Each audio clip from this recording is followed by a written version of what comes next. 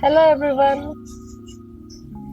એક વખત નારદજી ફરતા ફરતા વિષ્ણુ ભગવાનને ત્યાં પહોંચે છે અને જોગાનું જોગ વિષ્ણુ ભગવાન એ સમયે ત્યાં હાજર નથી હોતા. એટલે આપણને બધાને ખબર છે કે નારદજીનો સ્વભાવ એકદમ ચંચળ હોય છે.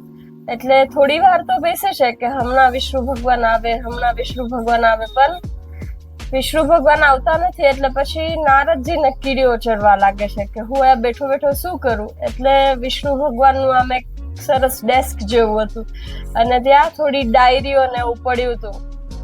એટલે નારદજીએ તો શરૂ કર્યું ત્યાં બધું ફંફોસવાનું અને એમાં એના હાથમાં એક ડાયરી આવી અને ડાયરી ખોલે છે અને વાંચવાનું શરૂ કરે છે ને જેવું વાંચે છે એના મુખ પર એકદમ આમ સરસ સ્મિત આવી જાય છે અને મલકાવા માંડે છે. અને પછી હજી તો એ હાથમાં ડાયરી લઈને ઉભા હોય છે ને ત્યાં જ ત્યાં હનુમાનજી આવી જાય છે અને નારદજીને તો મજા પડી ગઈ કે જો હનુમાન, આ ડાયરીમાં સૌથી પહેલું નામ મારું છે.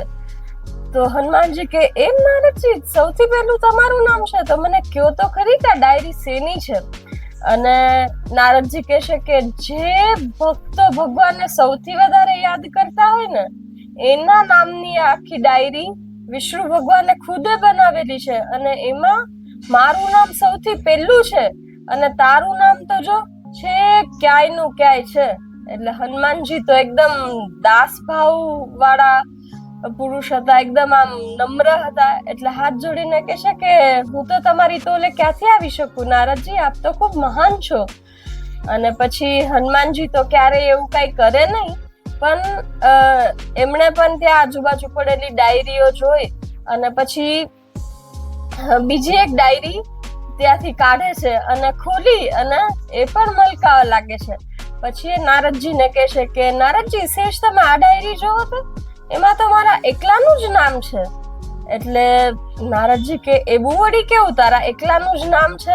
અને એ નારદજી હાથમાં લઈને ફટાફટ ડાયરી જોવા માંડે છે તો ખરેખર એમાં હનુમાનજીનું એકનું જ નામ હતું. અને પછી પોતે ડાયરી જેવી જોવે છે ને તો એમાં આગળ લખેલું હોય છે કે જેને ભગવાન યાદ કરતા હોય ને એવા ભક્તોની આ ડાયરીમાં યાદી વિષ્ણુ ભગવાને કરેલી છે. તો એમાં હનુમાનજીનું એક જ નામ હતું.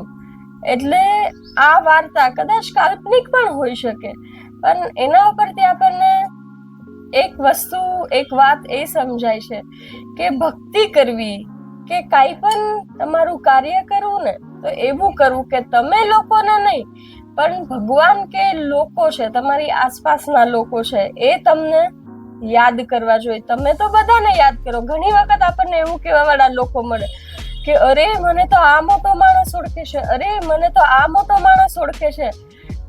એ તો બહુ સારી વાત છે કે એને માણસ ઓળખે છે, પણ સાચું તો ક્યારે કહેવાય જ્યારે એ વ્યક્તિ આ વ્યક્તિને ઓળખતો હોય.